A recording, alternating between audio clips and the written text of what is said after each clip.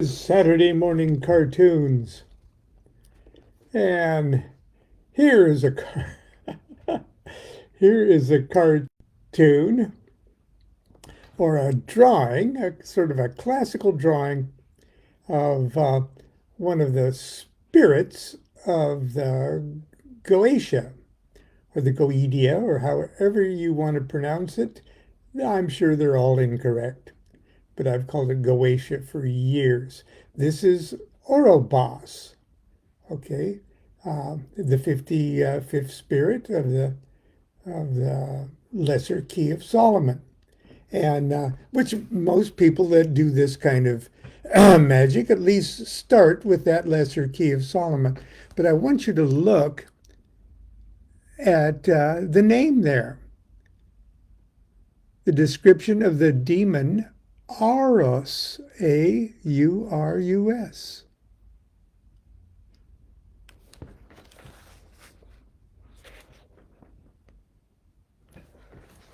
That's Orobas's real name. Okay. This book, it's relatively new. Okay. Stellas Demonum, the Order of the Demons. Okay. This is a textbook. Okay. Uh, it's not just light reading. Everything. Of course, it's as light as you make it, but it's very, very scholarly, and it deals with the origins of Goetic or Solomonic magic spirits. And it's by David Crowhurst, who was kind enough to ask me and Stephen Skinner to write forewords to it, which are they start off almost comically different. I start off by saying, magic is an art, is an art form. And Stephen starts off, magic is not an art, it's a science. Okay, both of us, from my point of view anyway, are absolutely correct. Um, and I wouldn't argue with Stephen about anything. He is the where the buck stops on scholarship, as far as I'm concerned, about most of these matters. Uh, on my walk this morning, I've been sort of down lately because of certain situations, and anxious about the future for the world. And uh, I thought, gee, I would just like to do something in the real life world magically to fix stuff, or to make things uh, a little better. Well, the mystic in me knows that in order to do that, I have to fix myself, okay, first, which is absolutely true.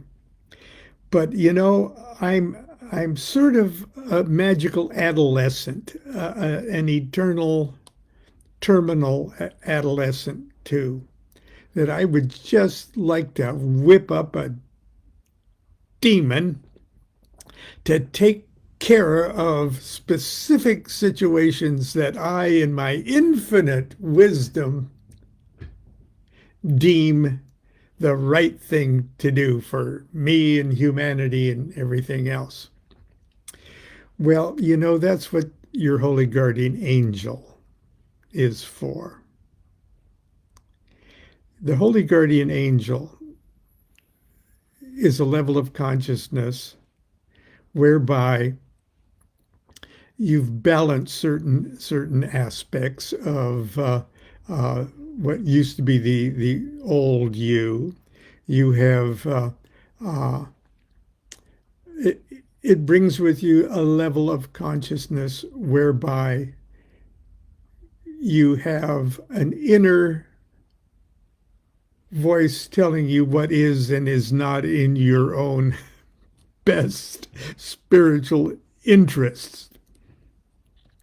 And very seldom has the adolescent old Lon uh, jumped to the conclusion to do something that's in my spiritual best interest, because I'm so short-tempered and easily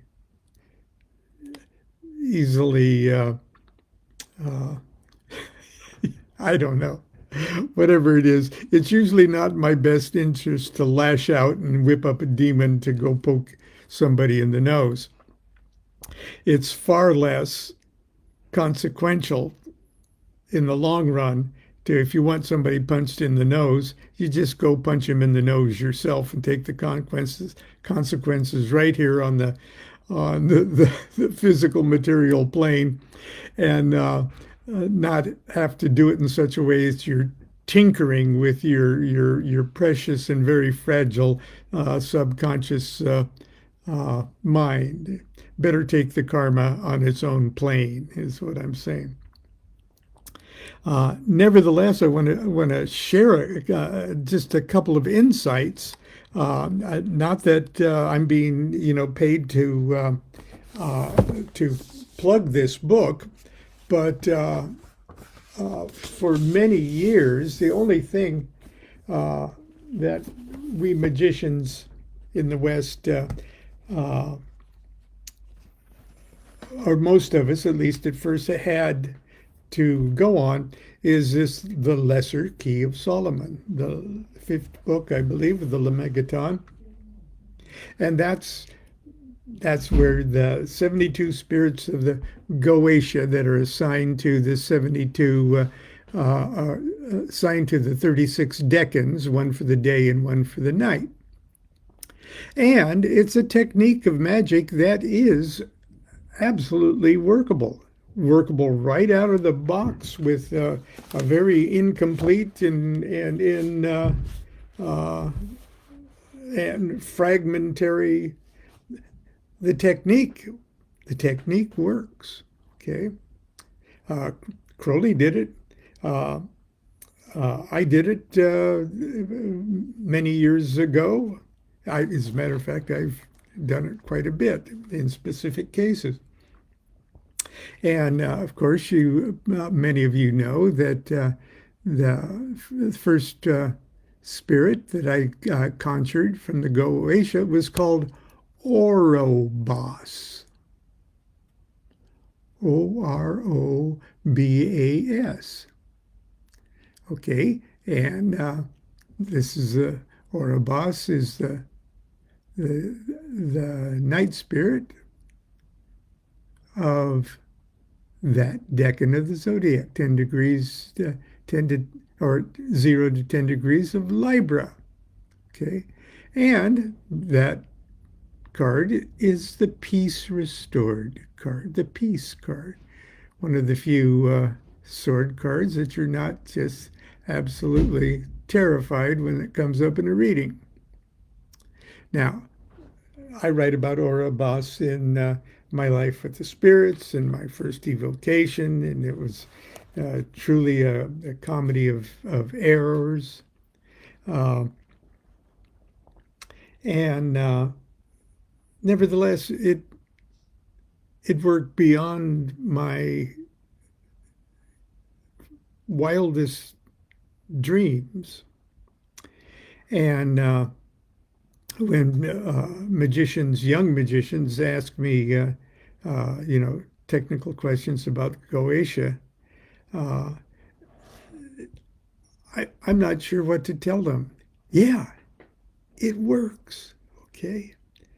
But you know me about it's all in your head. You just have no idea how big your head is. But the reason Goetia works so well, or Solomonic magic works so well, is because you totally, with all your heart, buy into the objectivity of of the spirit's existence.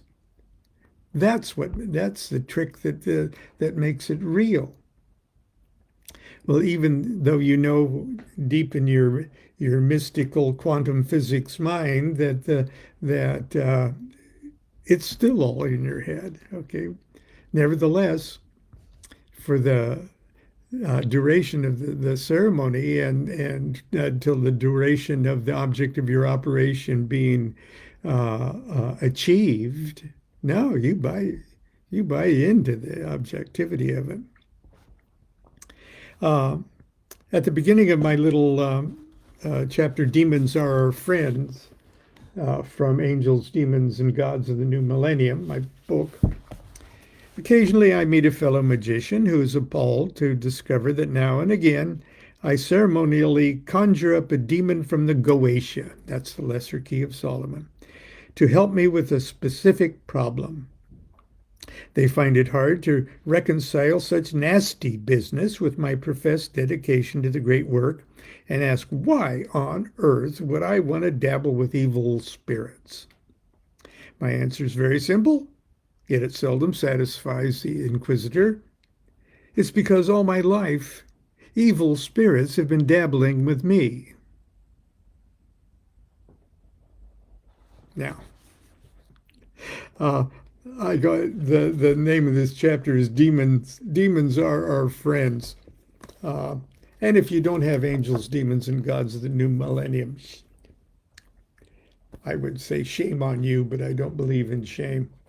Uh, anyway, just as an example of Orobas here, I'll put that away. This is basically what the Lesser Key of Solomon, along with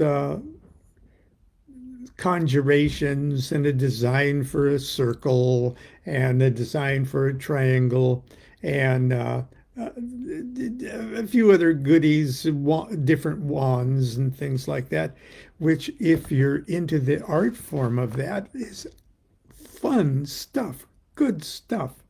And if you've been lucky enough to at least observe a classic Goetic or Solomonic magician in action, you're awed by the art form of a well conjured conjuration. And sometimes the visible appearance is in a black mirror or in the triangles with incense smoke. But still, it's an awesome thing. When I decided to do Orobas, this is about all it said. 55 Orobas, and then it gave its little sigil there. See, and you have one around your neck and one in the triangle. Okay. The 55th spirit is Orobas. He's a great and mighty prince, appearing first like a horse, but after the command of the exorcist, he putteth on the image of a man. His office is to discover all things past, present, and to come. He also gives dignities and prelacies, and the favor of friends and of foes. He giveth true answers of divinity and of the creation of the world. He's very faithful unto the exorcist and will not suffer him to be tempted of any spirit.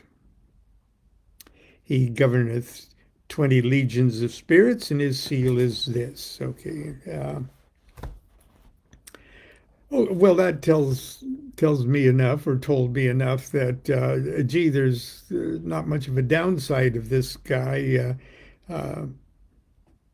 Appears like a little horse, and no snot or fiery breath, or don't have to bring him any sacrifices, and does neat stuff and keeps you from being tempted by other spirits, and gives, past, present, future to come. Dignities and preleys, favors of friends and foes. Where's the freaking downside to this guy? I thought,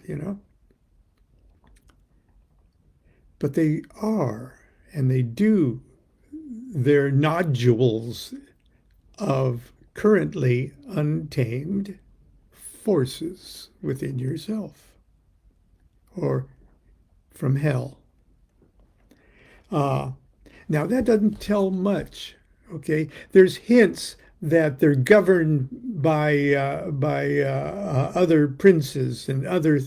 You don't know who the guy's boss is. Okay, you sort of have to just throw him in the triangle, conjure him with your conjurations and which represent your true will in the matter, and you just will it into the triangle and give it its marching orders, and complete with all sorts of uh, uh, uh, articles that prevent any loopholes of the spirit executing your every command, but in such a way as you don't want it to happen. The old monkey's paw thing. And in a sense, that's where the great magic takes place is, okay, what? I'm determined that it is my will to have XYZ happen. So here's a blind force that can make it happen, but it'll set to work to make it happen along the lines of least resistance. So if you'd say, I want to win $1 million, okay, or I want $1 million without having to work for it. And okay, well, the fastest way to do that might be you get into a car accident and are totally paralyzed for the rest of your life, but you get $1 million from the insurance company, that kind of thing. So the whole idea is to really, really make you sure in no uncertain terms what you believe is your will to make happen. And when you hit that spot, when you really realize that, yes, it is my will, I've incarnated to have this happen. Okay. If it's that important, that's going to happen, and this little fucker is going to help you. But if you're not, this little fucker is going to try to uh, give you everything you ask for, but you never dreamed would be, okay? So that's kind of the downside of this stuff. Well, anyway, there's enough information, in my opinion, in the Lesser Key of Solomon uh, for you to set to work to do it. As a matter of fact, you can shave off all sorts of extraneous things that you don't feel you can identify with medieval language and things like that. You can modernize it, you can customize it, as long as you're following the basic format of the procedures. You can do it. It works right out of the box. But if you're really curious, and a lot of the magicians are kind of Kabbalists and stuff, if you're really curious as to, okay, what is how do I even spell its name correctly? And you look up in Crowley's 777 and try to find Orobas. He's in there, but he's not spelled Orobas. Or the Hebrew equivalent. This guy, okay, has that background information. And in my introduction, or my foreword, excuse me,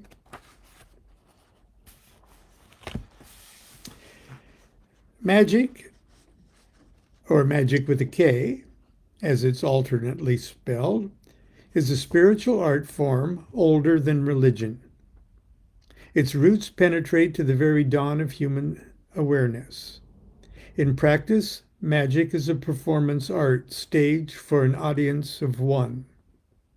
A lavishly costumed and meticulously choreographed meditation projected externally upon the screen of the magician's own objective reality. Magic can be generally described as the dramatic and ceremonial awakening of symbols and mythological archetypes and metaphors, performed with the intent to trigger specific changes in the magician's consciousness. This may seem a rather colorless and unromantic description of a practice that has, for centuries, held a terrifying grip on the superstitious imagination of Western civilization. For over 2 millennia, the study and practice of magic have been condemned by religious and civil institutions whose administrators refused or found it impossible to grasp the subtle spiritual dimensions of the art or metaphors of human consciousness. Now they're quick to burn people at the stake, and could be again. 2,000 years of violent condemnation and persecution have driven the practices associated with magic underground.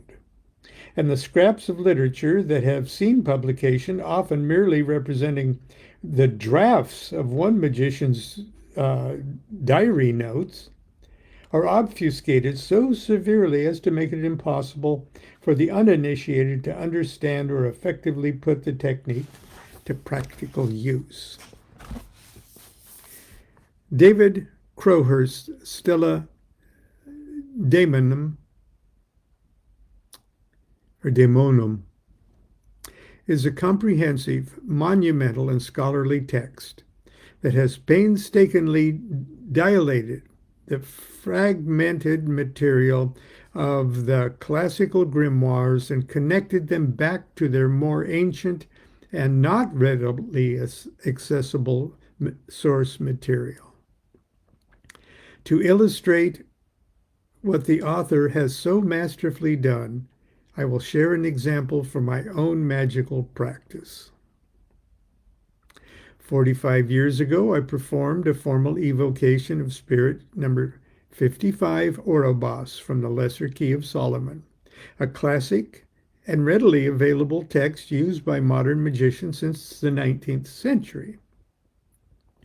I would say the evocation was a success, and I have called up Orobas to my satisfaction on many other occasions since then.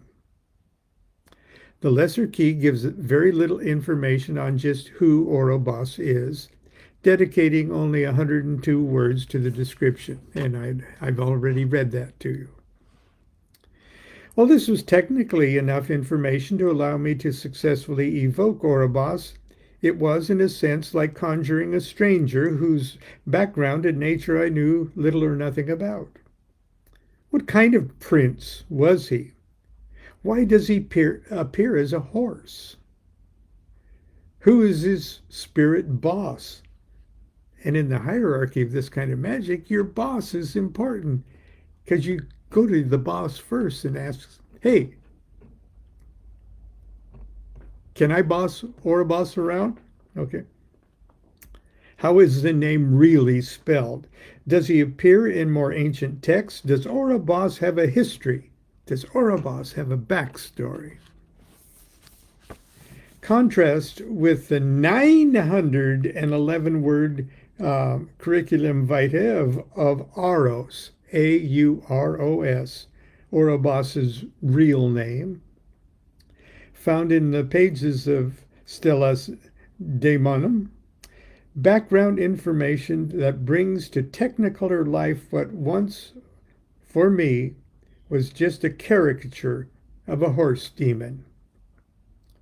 Crowhurst applied the same thorough scholarship to the entire hierarchies of traditional spirits, filling in countless holes, omissions, and breaches in the classic grimoires, and giving to the modern magician the opportunity to piece together what approximates a unified field theory of Solomonic magic.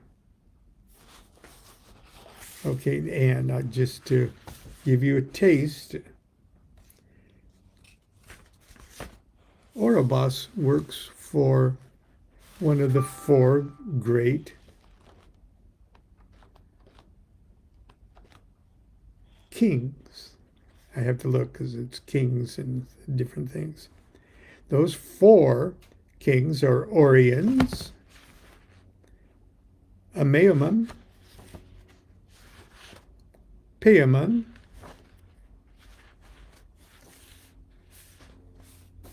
and Aegon. He works, Orobas, or Oros works for Aegon, or Aegon. So right there, we know that. Okay, now we're, let's see, I think I got the page marked out somewhere here. Let's see, 193.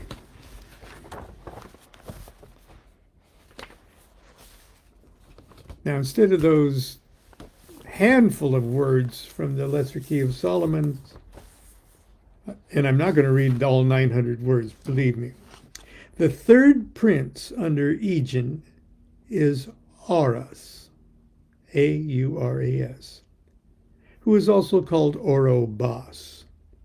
He comes in the form of a horse or wild ass who carries the dead to their appointed places and gives dignities, prelacies, those are church offices, and the favor of friends and foes, and talks of the origins of divinity, creation, and the virtues of the divine. Can we say Kabbalah? He answers all questions truly and without deceit, and is very faithful to the conjurer, allowing none to be tempted. The connection between Auras and Orobas is evident in the phonological similarity in their names, their appearance as animals, of the equine nature, and both give true answers to questions asked. A necromantic nature is evident in the description of Aros in the Book of Offices, as he carries the dead to places of destination, revealing a mercurial psychopomp function, like Mercury, this guide to the dead. While the wisdom regarding matters of cosmology that is apparent in the description of Orobas continues the matters of esoteric learnedness associated with the planet. And it goes on and on and on. Not only that, but it links into the squares of the sacred magic of Abramelin the Mage, which the new edition of the Book of Abramelin now gives us those squares complete, so scholars can continue with the new information provided in a more thorough translation of that. And you've got enough work cut out for you for about the next 3 or 4 lifetimes, if that's how you choose to do that. Anyway, I guess what I'm saying is, first of all, don't be afraid to do magic of this nature if you feel drawn to do it. If you need something in your life, just kind of material things, these guys aren't really, at least immediately, appropriate to ask questions concerning the Tao Te Ching or these guys are meat and potatoes spirits, and they've meant to be that. Uh, but if there is something that you want to do that affects your meat body in your meat body's environment, these are the guys that currently do all the heavy lifting in the universe. And they are accessible. They are capable of being directed. Okay, but it's your will and your understanding of what is or is not in your own best interest. And don't be afraid if it blows up in your face, because you'll learn a lot about yourself if they do blow up in your face. As a matter of fact, you'll learn far much more valuable insight on your incarnation if a couple of these things blow up in your face and you go, oh, yeah, I've screwed up like that my entire life, and now I kind of know why. Okay, sorry. Anyway, that's Saturday morning cartoons for today. I hope to see you tomorrow for Sunday school. If any of you are left. Anyway, when in doubt, it's better to go forth and try something than it is to be afraid of trying something and do nothing. Words of wisdom from kindly old Mr. DuQuette. Until tomorrow, continue to be good to yourself, be good to each other. Do what thou wilt shall be the whole of the law. Love is the law, love under will.